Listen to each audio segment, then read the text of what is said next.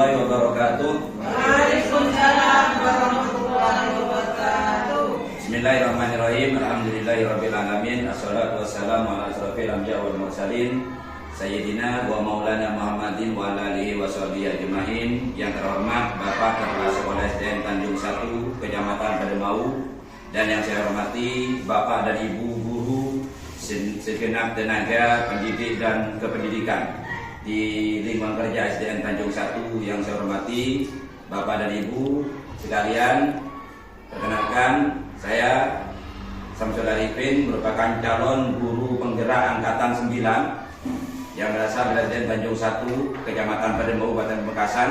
Pada kesempatan kali ini akan mendesimasikan modul 1.4 tentang budaya positif untuk tugas aksi nyata di modul 1.4 tentang budaya positif.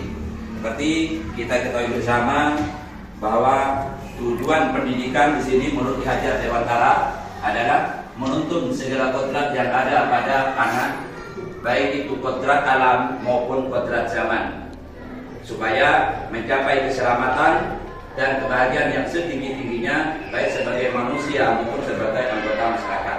Oleh karena itu, pendidik itu hanya menuntun tumbuh atau hidupnya kekuatan kodrat yang ada pada diri anak, supaya bisa memperbaiki lakunya hidup dan tumbuhnya kodrat yang ada pada anak.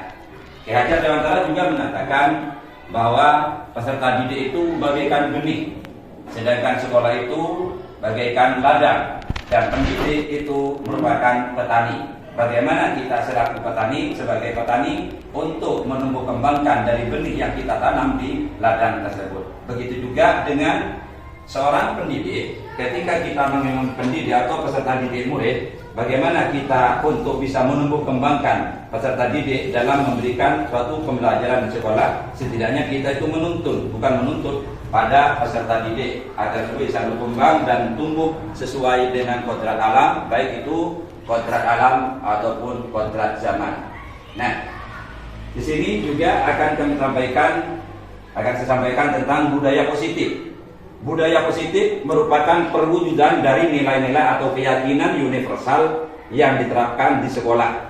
Budaya positif di sekolah merupakan pembiasaan hal yang baik, mencakup sikap atau perilaku maupun tutur kata oleh seluruh warga di sekolah. Setiap manusia memegang kontrol terhadap dirinya sendiri.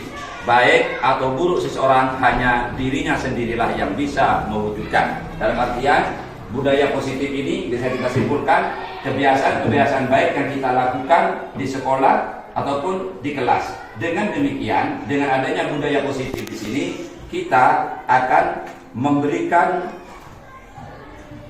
pesan atau pendidikan kepada peserta didik kita melalui budaya positif yang ada di sekolah. Ada beberapa hal yang perlu kita pahami di sini tentang konsep utama budaya positif.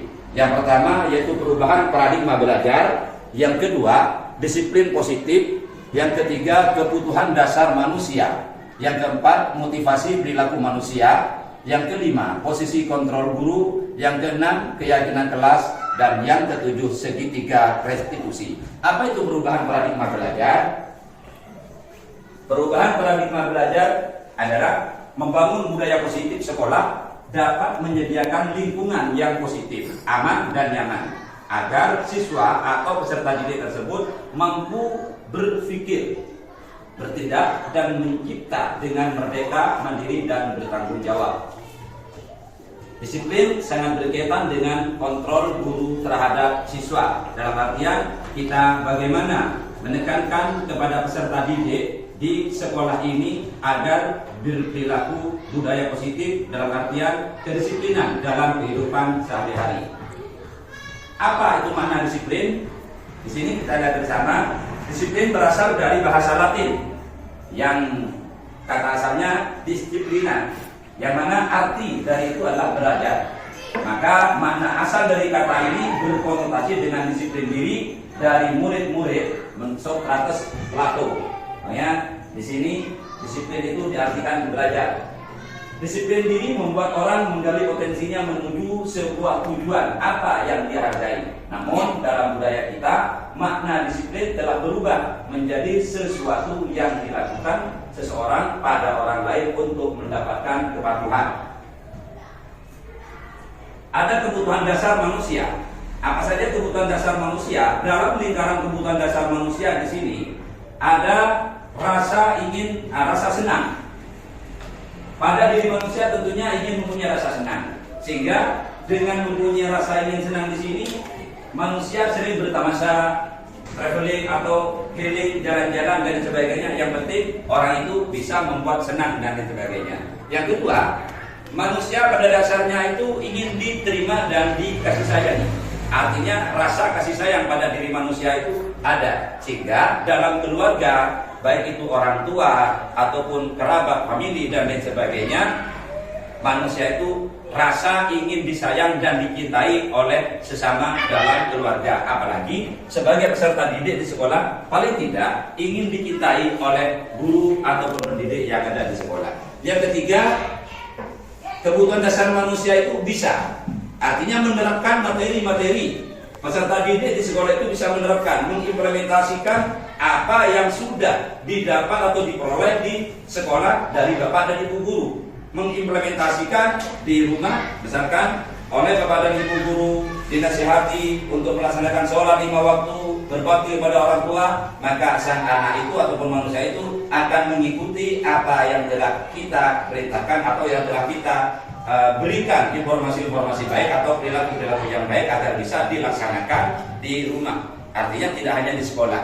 Yang terakhir, manusia tentunya ingin bebas, artinya belajar bersama dengan rekan guru kita, belajar bersama dengan sesama guru yang ada di sekolah. Itu lingkaran kebutuhan dasar manusia yang ada pada materi ini. Di sini juga ada motivasi perilaku manusia.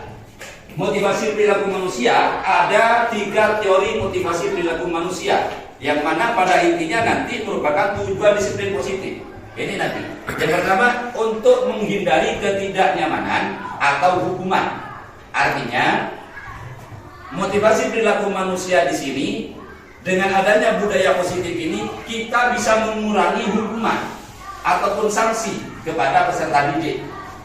Yang kedua, untuk mendapatkan imbalan atau penghargaan dari orang. Dalam artian, kita dengan adanya budaya positif ini, kita bisa mengurangi hukuman, mengurangi konsekuensi, sanksi dan lain sebagainya. Dan kesemuanya itu merupakan tujuan dari disiplin positif. Apa tujuannya? Untuk menjadi orang yang mereka inginkan dan menghargai diri sendiri dengan nilai-nilai yang mereka percaya. Itu bagian dari tujuan dari disiplin positif. Nah, seperti apa posisi kontrol guru? Kita seorang guru ketika menghadapi peserta didik bersalah ataupun terlambat datang ke sekolah ataupun tidak melaksanakan tugas atau tidur di dalam kelas, seorang guru harus mempunyai posisi kontrol. Di sini ada 5 posisi kontrol guru. Yang pertama, sebagai penghukum. Yang kedua, membuat orang merasa bersalah. Yang ketiga, posisi kontrol guru itu sebagai teman. Yang keempat, posisi kontrol guru sebagai pemantau. Dan yang kelima, posisi kontrol guru itu sebagai manajer. Kalau kita lihat di sini, guru berbuat seperti apa? Posisi kontrol sebagai penghukum. Apa yang dibuat oleh guru? Guru menghardik, menunjuk-nunjuk pada peserta didik. Dalam artian, seorang guru itu ketika murid itu salah, semerta-merta guru itu melakukan atau memberikan hukuman kepada peserta didik tanpa ada pertanyaan yang sebelumnya atau misalkan kenapa bisa terlambat, kenapa tidak melakukan tugas. Moro-moro seorang guru yang posisi kontrol sebagai penghukum itu, kamu bersalah, kamu harus lari keliling lapangan, kamu harus push up 100 kali misalkan. Itu posisi guru, posisi kontrol seorang guru sebagai penghukum. Nah, penghukum dan membuat orang bersalah ini merupakan identitas gagal. Kenapa saya sampaikan seperti itu? Kalau misalkan guru berposisi kontrol sebagai pembuat orang merasa bersalah, maka seorang guru itu menanyakan. Artinya sebenarnya saya juga bisa, artinya sama juga dengan kalian melakukan sebuah kesalahan.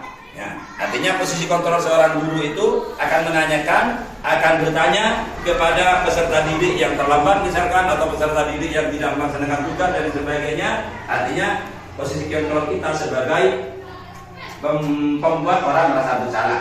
Kenapa ini dikatakan identitas gagal? Karena seorang murid dengan adanya hukuman ini, murid akan menjadi benci kepada seorang guru yang sering memberikan hukuman ataupun tidak senang. Artinya guru yang sering menghukum murid itu dalam artian tidak akan disenangi oleh murid. Bahkan sebagian guru pun bisa saja tidak menyenangi terhadap guru yang selalu memberikan hukuman kepada murid. Yang ketiga, posisi kontrol guru sebagai teman. Artinya bagaimana sebagai guru membuatkan atas alasan-alasan untuk muridnya. Artinya ketika muridnya itu berbuat salah, ayo nak, masa kalian tidak kasihan sama ibu, kalian tidak kasihan sama bapak, saya sudah capek-capek mengajar, kalian enak tidur di kelas. Itu posisi kontrol guru sebagai teman. Nah, dengan demikian peserta didik ketika guru berperan sebagai teman itu, maka peserta didik itu akan menyadari apa yang mereka lakukan, sehingga nantinya mereka tidak akan mengulangi kembali apa yang telah mereka lakukan. Artinya akan kembali kepada hal yang baik. Yang keempat, posisi kontrol sebagai pemantau. Artinya menghitung dan mengukur dari kesalahan peserta didik. Dan yang kelima, posisi kontrol seorang guru itu sebagai manajer mengajukan pertanyaan-pertanyaan. Artinya, kenapa kalian terlambat? Apa yang kalian lakukan di rumah? Tidur terlalu malam. Kenapa tidur terlalu malam? Itu biasanya sebagai manajer. Nah, guru juga bisa berkata atau bisa mengatakan kepada peserta didik, kalau kamu tidak melakukan, awas ya, nanti. Artinya posisi kontrol guru sebagai penghukum. Nah, murid juga akan mengatakan dalam hatinya, akan tetapi tidak mengucapkan, merasa kesal. Dalam artian dengan adanya posisi kontrol, 5 posisi kontrol guru ini, mari kita bisa terapkan bersama-sama bagaimana nantinya bisa mengurangi hukuman atau konsekuensi terhadap peserta didik. Kita lihat posisi kontrol guru. Ada beberapa pernyataan di sini. Yang pertama, saya kecewa sekali dengan kamu. Siapa yang mengatakan itu membuat orang yang merasa bersalah? Posisi kontrol kita sebagai orang yang membuat merasa bersalah. Yang kedua, kamu tidak pernah benar melakukannya. Artinya kamu selalu salah dalam melaksanakan PR, kamu salah. Kamu selalu terlambat dan sebagainya. Siapa yang mengatakan seperti ini? Sebagai penghukum. Posisi kontrol dulu sebagai penghukum. Bagaimana kalau misalkan posisi kontrol kita sebagai teman? Ayolah lakukan demi bapak dan ibu gurumu di sekolah. Ayolah kerjakan dengan baik tugasnya di rumah demi bapak dan ibu gurumu di sekolah. Kasihan orang tuanya mensekolahkan kalian, membiayai kalian. Itu kalau posisi kontrol sebagai teman. Nah, pernyataan berikutnya, apakah kamu mau mendapatkan stiker bintang hari ini? Ini dikatakan oleh seorang posisi kontrol sebagai pemantau. Artinya memberikan reward ataupun rank tanda bintang itu penghargaan dari pekerjaan yang dilaksanakan. Apakah kamu mau memberikan tanda bintang oleh bapak sekarang?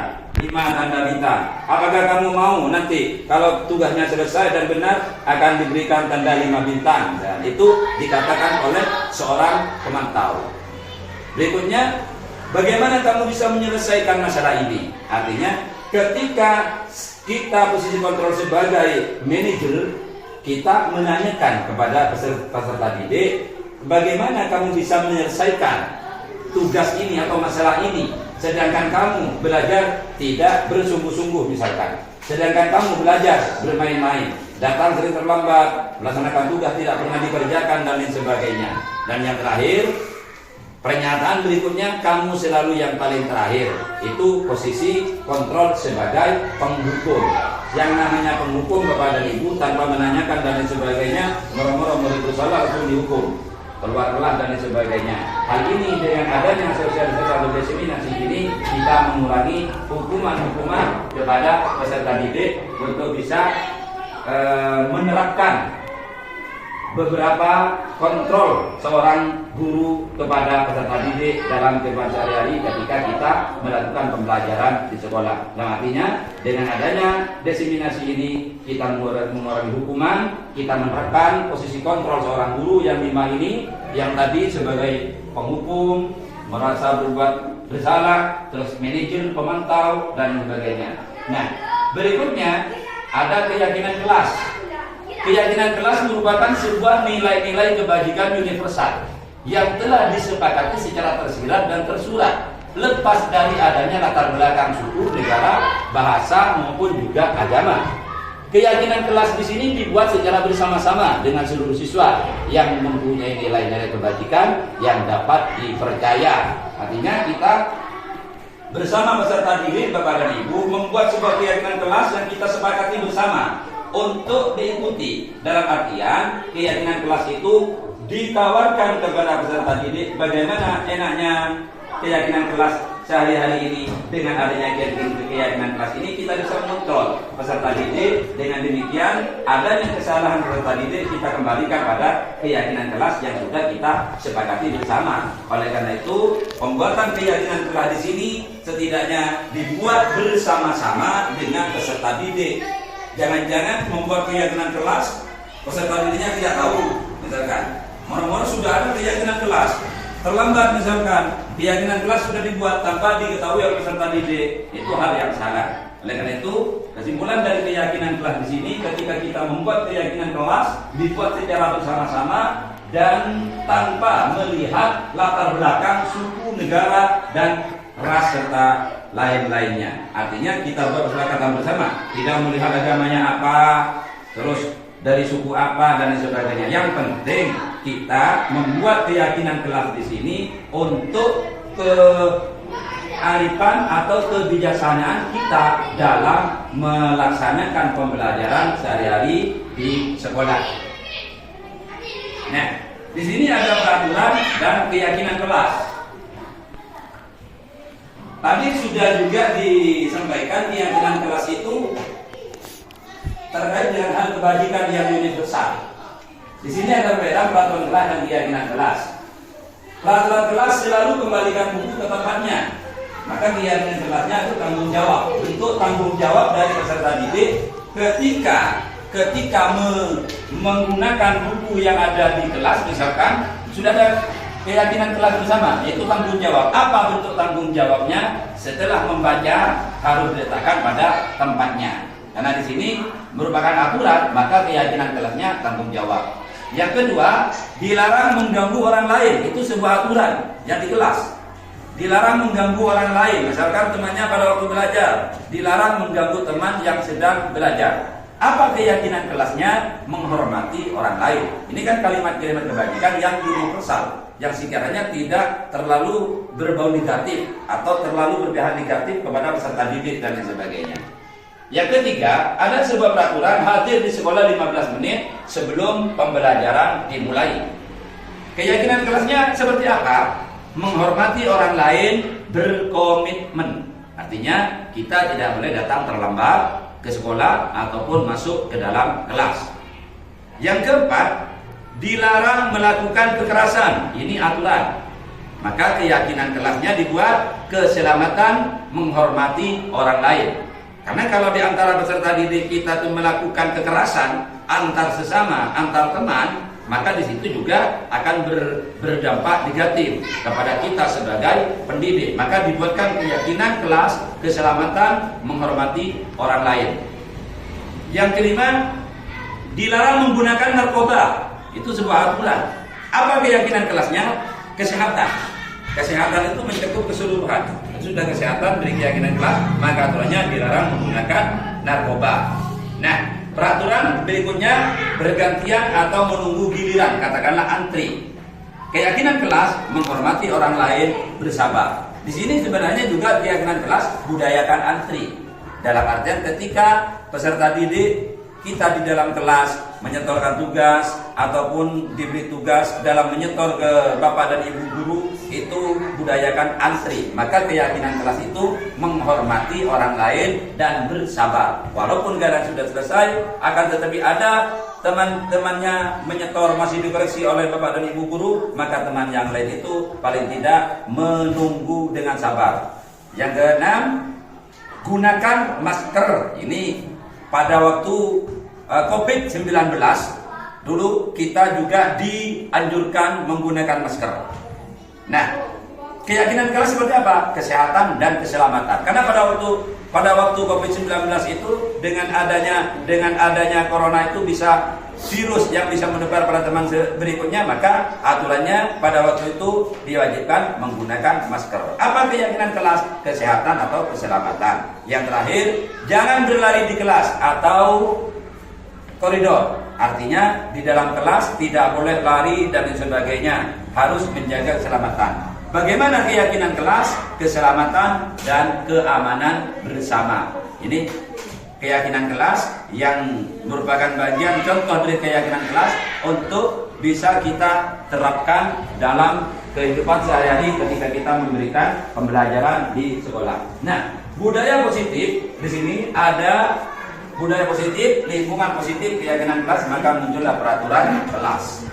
Budaya positif merupakan kebiasaan-kebiasaan yang kita lakukan di sekolah untuk diterapkan kepada peserta didik dan dilakukan setiap hari di sekolah. Artinya, misalkan budaya positif kita itu ketika sampai di sekolah berjabat tangan dengan bapak dan ibu guru ketika masuk pintu sekolah, itu kan merupakan budaya positif yang kita tekankan kepada peserta didik.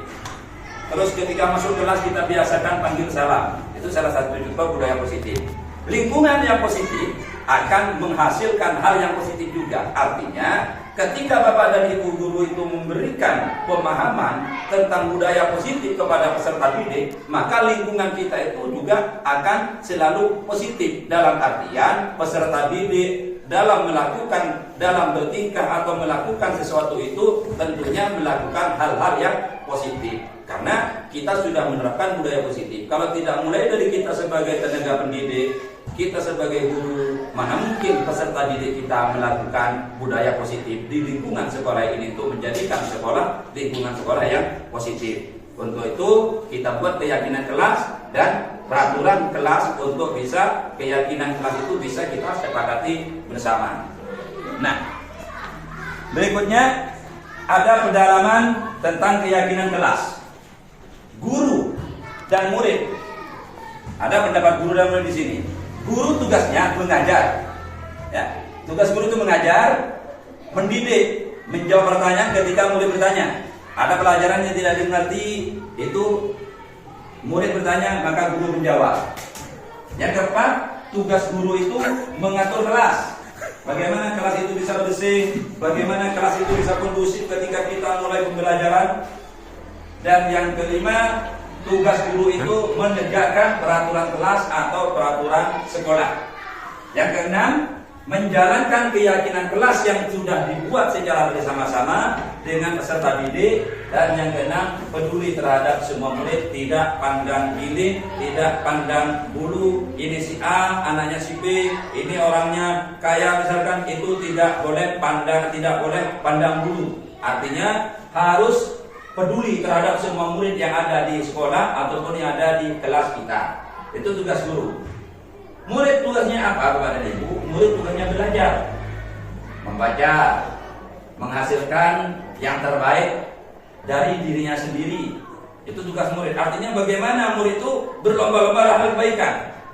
Jangan sampai peserta didik kita itu berlomba-lomba hal kejelekan. Karena memang kita dianjurkan dalam Al-Quran itu fastabiqul khairat, berlomba-lombalah dalam hal kebaikan. Maka tugas dari seorang murid itu berlomba-lomba dalam hal kebaikan, sama halnya dengan tugas seorang murid itu mengikuti peraturan-peraturan yang ada di sekolah. Atau kembali tadi kepada keyakinan kelas yang sudah disepakati bersama.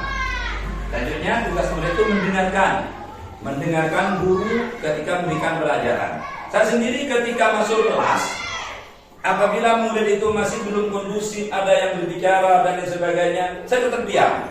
Saya gunakan suasana itu tenang, nyaman, baru saya mulai. Artinya kita penguasaan kelas, pengaturan kelas, bagaimana kita dalam memberikan materi itu bisa diterima, murid bisa paham dan lain sebagainya. Nah, tugas murid mendengarkan ketika guru mengajarkan, dan yang terakhir memeriksa tugas kembali yang diberikan oleh Bapak dan Ibu guru kepada peserta didik.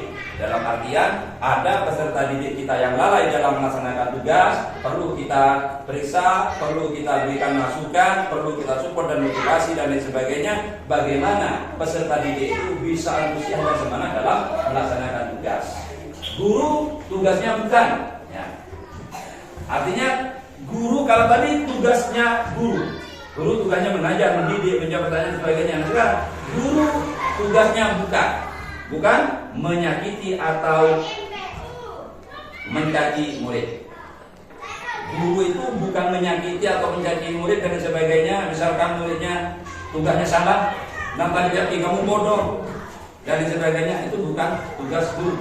Yang kedua, guru tugasnya bukan memaksa untuk belajar.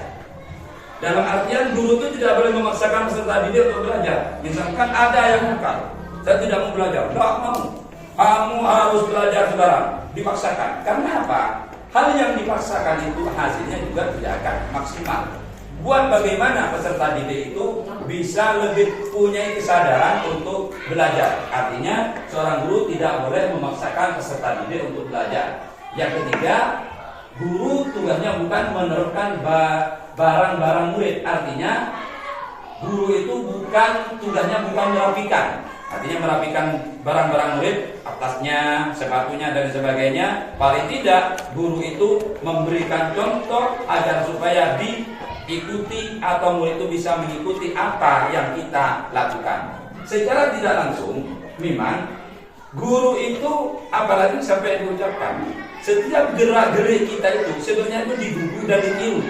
Maka dari itu tugas guru itu bukan merapikan barang-barang murid, akan tetapi memberikan contoh bagaimana misalkan melihat bukunya tidak rapi, melihat lemari buku itu pecah-kacir dan sebagainya, tanpa menyuruh pun Bapak dan Ibu guru itu paling tidak memberikan contoh atau merapikan sendiri, sehingga peserta didik itu bisa melihat secara tidak langsung Bapak dan Ibu itu memberikan contoh kepada peserta didik bahwa buku itu yang tidak rapi harus dirapikan.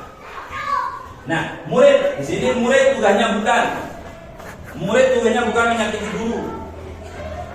Murid tugasnya bukan menyakiti guru dan sebagainya. Murid tidak boleh mengeluh, lesu, capek dan lain sebagainya. Capek Bapak dan Ibu tidak mau belajar sekarang, itu kan mengeluh. Pelajarannya rumit.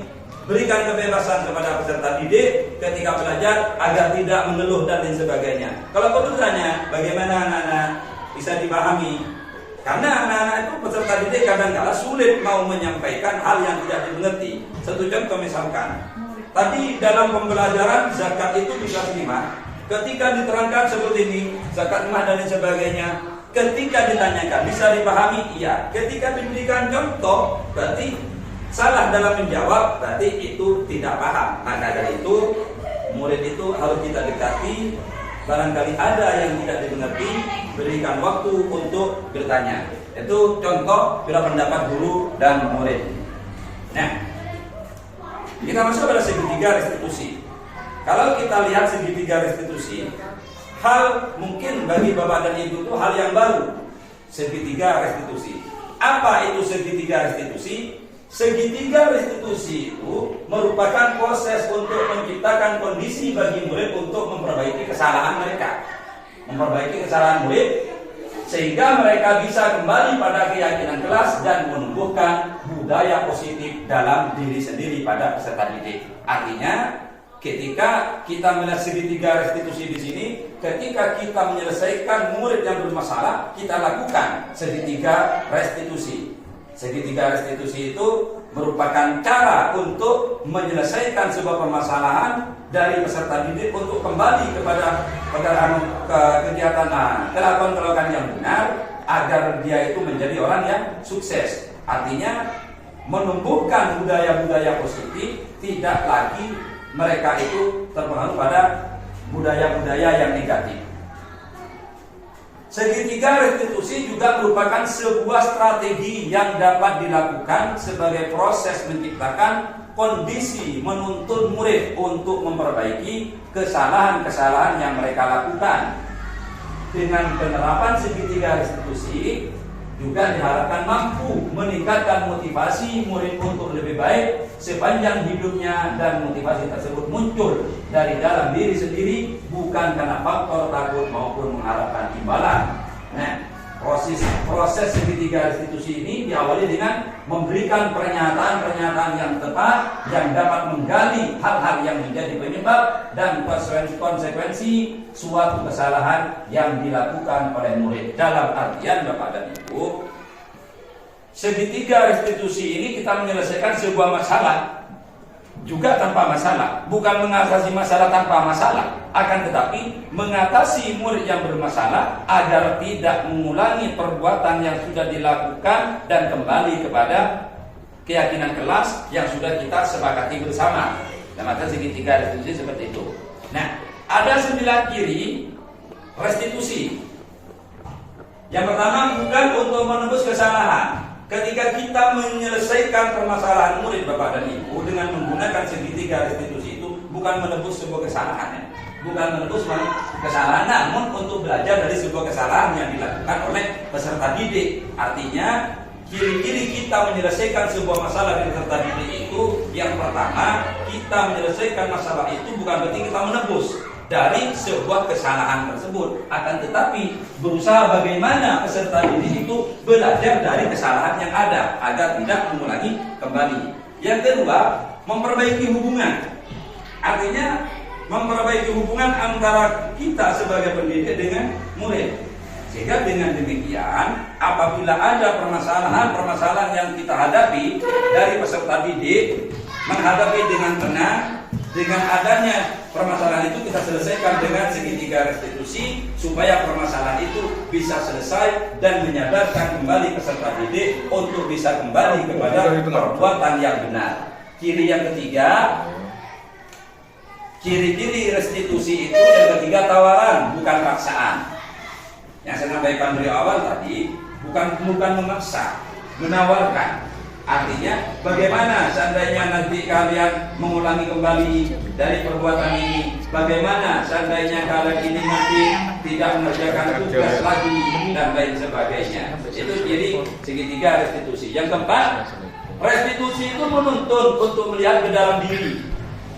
Artinya dengan kita menyelesaikan permasalahan peserta didik menggunakan segitiga restitusi itu, kita menyadarkan secara tidak langsung, menyadarkan peserta didik untuk kembali berpikir kepada dirinya sendiri. Oh ya, saya salah.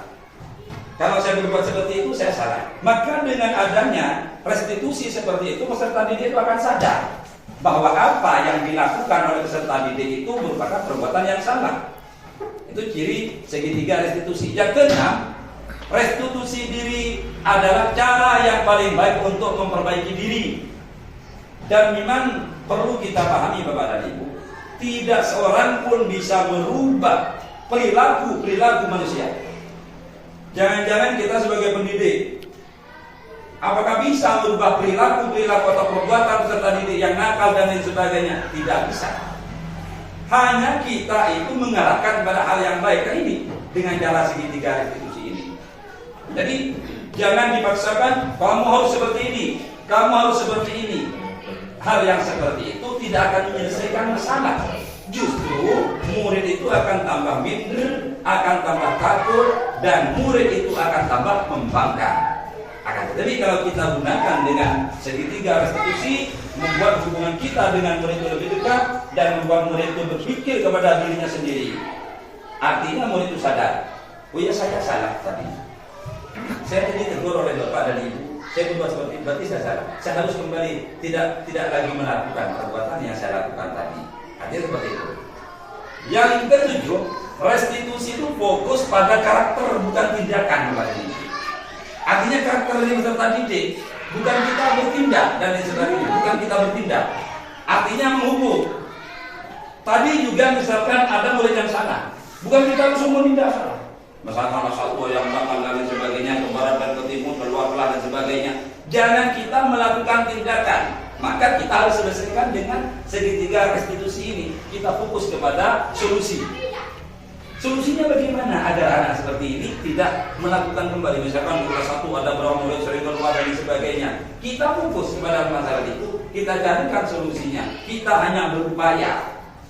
Kalau kita kaitkan dengan syariat Islam, Bapak dan Ibu, kita itu secara zahir mendidik, membidik bagaimana peserta didik itu bisa kembali pada ajaran yang benar. Selebihnya dari itu, ikhtiar, doa, dan tawakal. Kunci utama seorang pendidik ada 3. Kalau kita kaitkan dengan syariat, maka kalau kita kaitkan dengan segitiga restitusi di sini, sangat betul, sangat paham kita bagi seorang pendidik untuk menyelesaikan masalah tanpa masalah.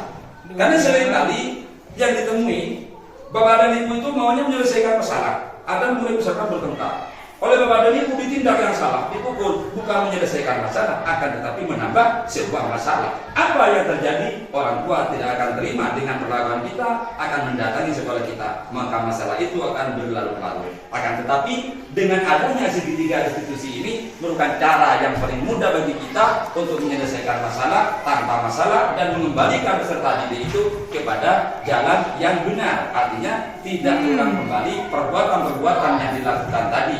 Yang terakhir, kiri restitusi yang ke-9 adalah restitusi mengembalikan murid yang berbuat salah pada kelompoknya. Benar, barusan sudah kita contohkan mengembalikan pada kelompok yang benar, bukan mengembalikan pada kelompok yang salah. Jadi alangkah baiknya apabila segitiga restitusi ini kita terapkan di sekolah Bapak dan Ibu.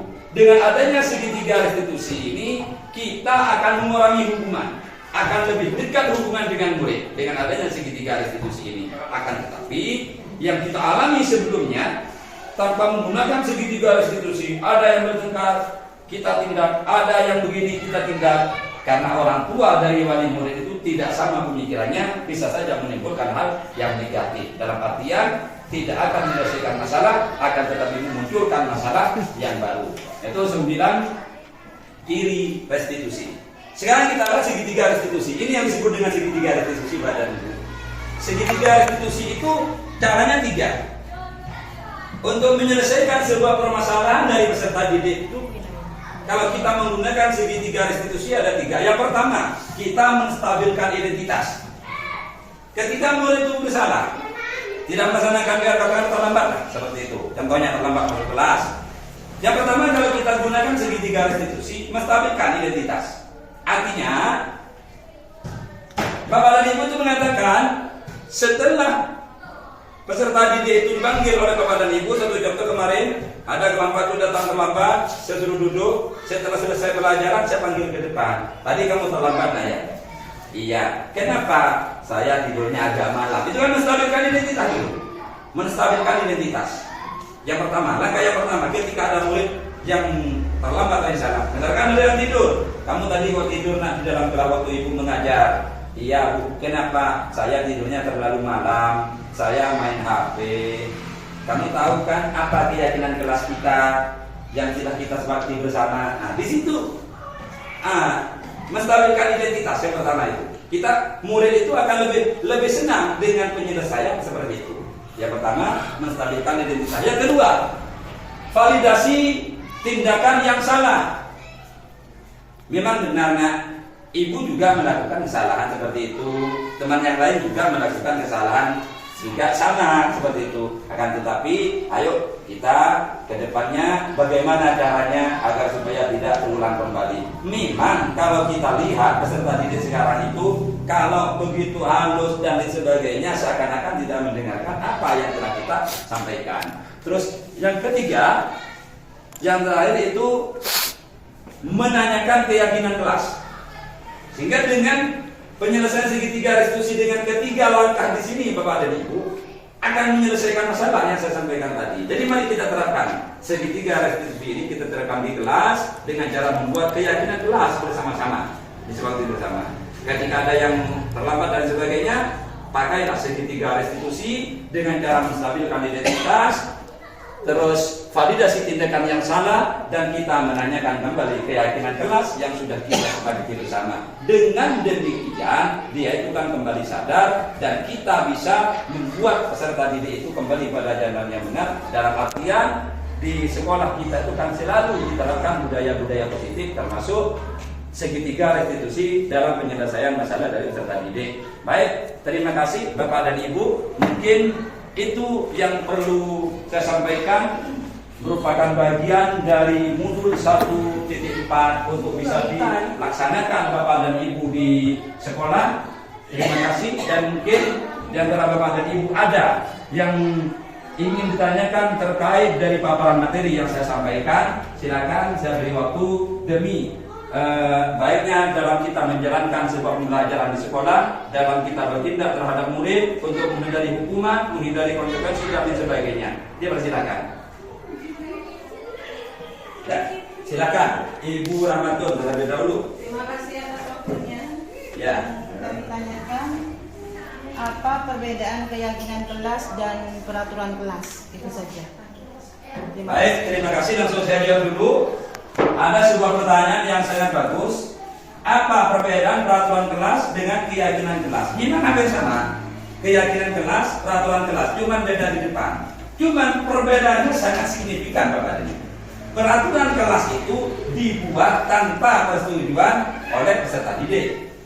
Ya, peraturan kelas tadi yang saya lakukan adalah Ibu membuat peraturan di kelas seperti ini, harus terlambat masuk, harus sekian, itu peraturan kelas. Akan tetapi keyakinan kelas itu Bapak dan Ibu dibuat secara bersama-sama sesuai dengan kesepakatan. Ya, kemarin saya pernah membuat di kelas 4 keyakinan kelas pada waktu mata pelajaran pendidikan agama Islam. Apa saja? Ayo kita buat keyakinan kelas bersama-sama ketika pelajaran agama. Saya buatkan, saya pakai tempel kertas hijau, kertas kuning. Anak-anak itu diberikan gambaran sehingga peserta didik itu menulis sendiri ke depan. Nah, setelah menulis ke papan, keyakinan sudah lengkap, kita seperti di sana. Pertama masuk kelas, tidak boleh terlambat, nah ya.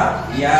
Ketika ibu mendengarkan, anak-anak tidak boleh rami dan mendengarkan ibu ketika menjelaskan pelajaran. Iya. Contohnya lagi, ketika masuk kelas, nah ya, ini keyakinan kelas kita terus bagi bersama, panggil salam, nah ya, iya Bu. Itu merupakan keyakinan kelas. Artinya, perbedaannya keyakinan kelas itu dibuat secara bersama-sama dan disetujui oleh peserta didik. Kalau peraturan kelas dibuat oleh guru kelas atau Bapak dan Ibu tanpa ada persetujuan dari peserta didik. Saya rasa seperti itu Ibu Rahmatun jawabannya.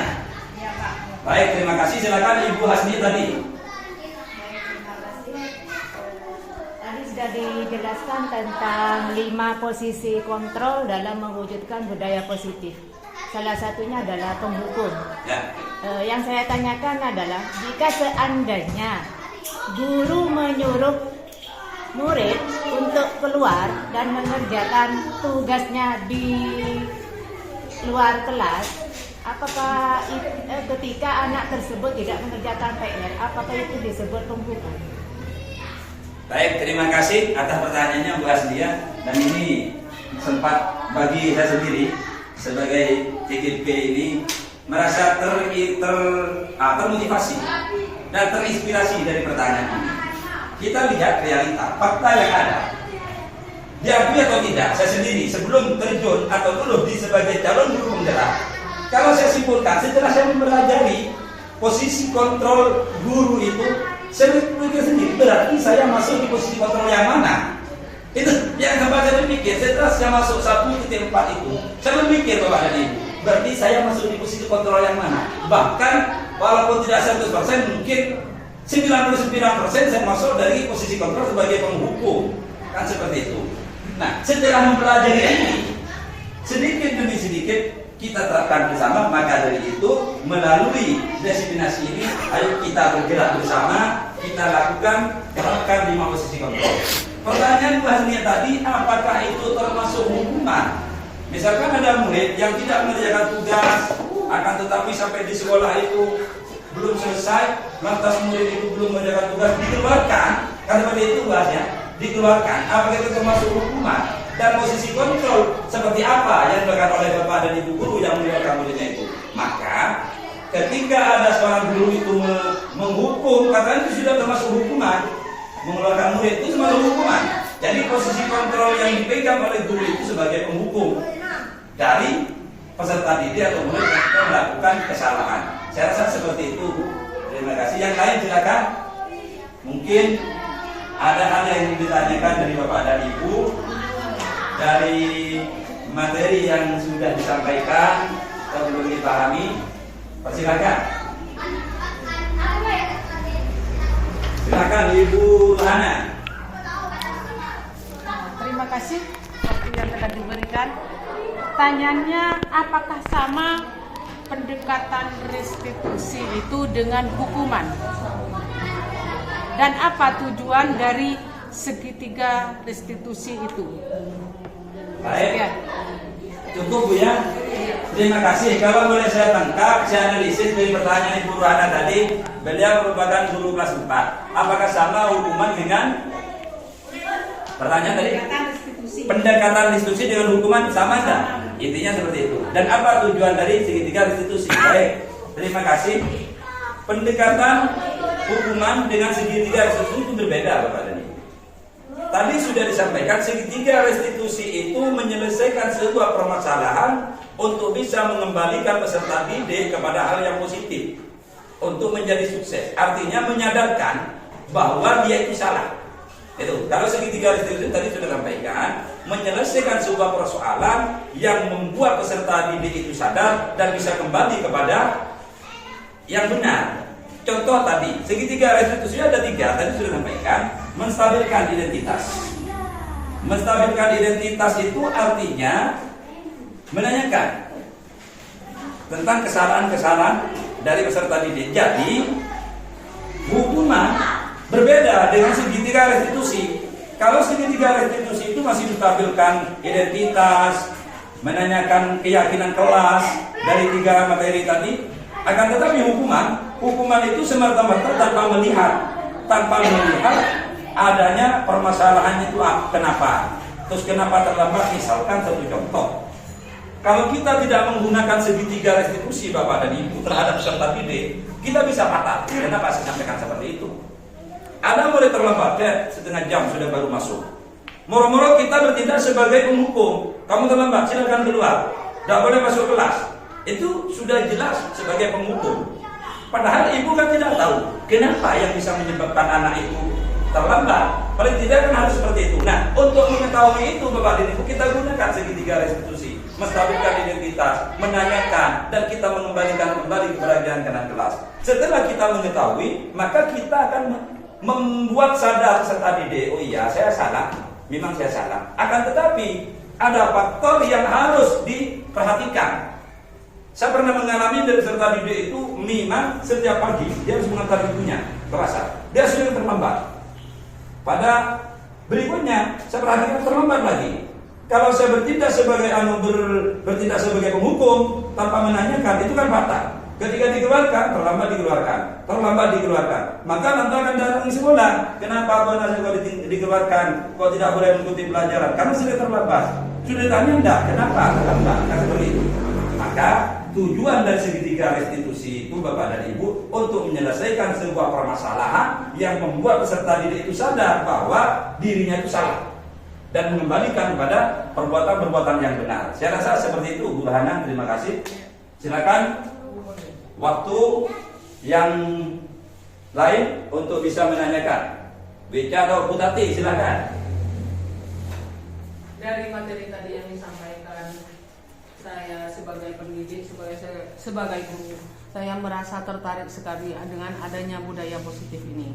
Nah, sebagai pendidik yang ingin saya tanyakan, apa yang akan dilakukan oleh seorang guru untuk membangun budaya positif di sekolah ini agar saya menjadi guru yang lebih profesional? Terima kasih. Baik, terima kasih. Pendekatan apa yang akan saya lakukan sebagai pendidik untuk melakukan budaya positif di sekolah agar bisa menjadi guru yang profesional? Itu sebuah pertanyaan yang sangat bagus. Yang pertama, kita mengontrol peserta didik Bapak dan Ibu. Dari budaya-budaya positif, artinya kita kembali dulu. Budaya positif itu apa? Budaya positif itu kebiasaan-kebiasaan baik yang kita lakukan di sekolah. Kebiasaan-kebiasaan baik yang kita terapkan di sekolah. Kalau boleh saya bahasakan, penanaman karakter pada peserta didik itu sangat penting.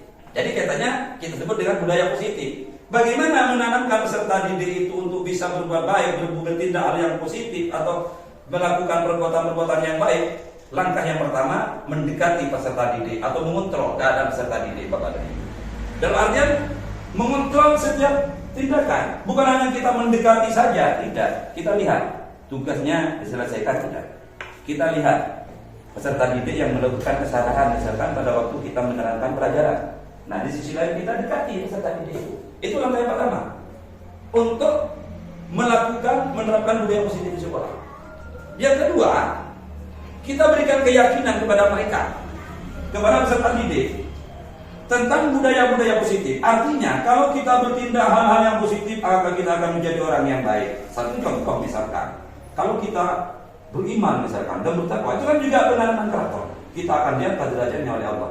Dengan cara pendekatan seperti itu, maka budaya-budaya positif itu akan biasa kita laksanakan. Nah, seperti itu. Jadi pendekatan yang pertama mendekati peserta didik, yang kedua mengontrol keadaan peserta didik tentang kegiatan atau perbuatan-perbuatan yang sekiranya tidak melakukan perbuatan-perbuatan yang negatif. Saya rasa seperti itu, Bu Tati. Beliau guru kelas 3 memang sangat berkompeten, sangat dalam kesehariannya mereka sangat detail dalam mendidik dan membimbing peserta didiknya di kelas 3. Mungkin ada yang lain, silakan. Atau Bu Hasnia, Pak Guryati, dari kaum Adam ini yang ingin bertanya, silakan. Dari materi yang sudah saya sampaikan dari budaya positif ini, silakan. Ya. Jadi itu pendekatan budaya positif itu sangat penting kepada ibu. Karena seringkali kita melakukan kesalahan, jangankan murid kita dalam menyelesaikan sebuah permasalahan itu terkadang dibawa emosi. Lost control, kata-kata lost control. Ya betul. Ya, lost control, kadang-kadang lost control. Ketika melihat murid yang bersalah itu lost control, kita kalau sudah emosinya dikedepankan, maka kita dalam menyelesaikan sebuah masalah itu tidak melihat segitiga restitusi ini. Ya, kalau kita sudah ditumpangi rasa emosi, oleh karena itu mari kita budayakan budaya positif ini, mari kita terapkan dari sekarang. Bagaimana membuat peserta didik itu senang di sekolah, senang belajar di kelas, senang dengan bapak dan ibu, sehingga tidak menjadi guru yang ditakuti. Jangan sampai menjadi guru yang ditakuti, ya. Sehingga nantinya kalau jadi guru yang ditakuti, itu nanti bisa murid itu jarang masuk, kan seperti itu. Siswanya nakal, Pak. Ya. Di situ kita siswa nakal, bapak dan ibu dalam menyelesaikan itu pakai budaya positif, ya. Nakal seperti apapun, misalkan kelas 1 naik ke atas meja, naik ke jendela, jangan langsung mentang-mentang, ayo turun, tidak boleh seperti itu bapak dan ibu. Ayo nak turun nak, kasihan sama ibu, tidak kasihan tak sama bapak dan ibu, anak-anak sudah diajari. Itu yang namanya penyelesaian segitiga restitusi. Baik, silakan Mas Nian. Kedua kalinya yang saya ditanyakan adalah tantangan yang Ustaz alami selama menerapkan budaya positif di kelas. Baik, terima kasih. Dalam menerapkan budaya positif, memang melakukan sesuatu kepada ibu tidak berjalan mulus, tidak semudah membalikkan telapak tangan, ya kan? Apalagi ini hal-hal yang kebaikan. Kalau boleh saya pakai falsafahnya orang barat, kalau menanam jagung, rumputnya akan ikut. Kalau menanam rumput, jagung tidak mungkin tumbuh. Dalam artian, kalau kita menanamkan kebaikan, tantangan itu memang banyak Bapak dan Ibu. Kalau kita menanamkan kejelekan, tidak ada tantangannya, kayaknya lost door seperti itu. Apa sih tantangannya selama saya menjalankan atau menegakkan budaya positif di sekolah di sini? Tantangannya satu, menghadapi peserta didik yang jarang sekali tidak mendengarkan apa yang telah kita terapkan di sekolah. Karena peserta didik itu Bapak dan Ibu tidak semuanya mengikuti apa yang kita sampaikan, kan seperti itu. Paling tidak peserta didik itu dari 20 ada 1-2 orang yang tidak mendengarkan apa yang kita sampaikan kepada peserta didik. Itu tantangan yang pertama. Yang kedua, ketika kita menerapkan budaya positif, kalau hal itu berkaitan dengan wali murid, ada kalanya wali murid itu tidak sepakat dengan apa yang kita buat bersama. Kan seperti itu. Nah, dari kedua tantangan itu, bagaimana solusinya? Kita duduk bersama, melakukan kolaborasi dengan kepala sekolah, dengan guru kelas, dan juga wali murid. Di antara yang tidak setuju terhadap adanya budaya positif di sekolah, kita bicarakan bersama, kita berikan pemahaman wali murid yang tidak setuju itu agar mereka itu bisa sadar sehingga nantinya bisa setuju dengan program-program atau budaya-budaya positif yang kita terapkan di sekolah. Secara logika, budaya positif itu kalau kita tanamkan menyelamatkan peserta didik kita, Bapak dan Ibu. Saya rasa seperti itu. Terima kasih. Baik. Nah, terima kasih Bapak dan Ibu dari materi yang saya sampaikan. Atas respon Bapak dan Ibu ada 5 penanya tadi. Alhamdulillah kesimpulan dari materi ini bisa saya simpulkan bahwasanya budaya positif di sini Bapak dan Ibu dari beberapa alternatif dari beberapa apa yang saya sampaikan, yaitu konsep utama budaya positif itu bisa terapkan pada perubahan paradigma belajar, disiplin positif, kebutuhan dasar manusia, motivasi perilaku manusia, posisi kontrol guru, keyakinan kelas, dan segitiga restitusi. Ini intinya yang perlu kita terapkan di sekolah SDN Tanjung 1 ini agar bisa membudayakan atau berperilaku budaya positif. Terima kasih Bapak dan Ibu, utamanya kepala sekolah atas kehadirannya dalam diseminasi ini merupakan implementasi atau aksi nyata saya sebagai calon guru Bendera Angkatan 9 dari modul 1.4 tentang budaya positif. Mudah-mudahan dengan adanya aksi nyata ini Bapak dan Ibu bisa menerapkan dan bisa melakukan budaya-budaya positif di sekolah sehingga tidak lagi hal-hal yang negatif terjadi di sekolah. Sekolah Tanjung 1 akan lebih maju dan berkembang seiring dengan perkembangan zaman. Manakala ada yang kurang berkenan, menyampaikan permohonan maaf yang sebesar-besarnya. Wassalamualaikum warahmatullahi wabarakatuh.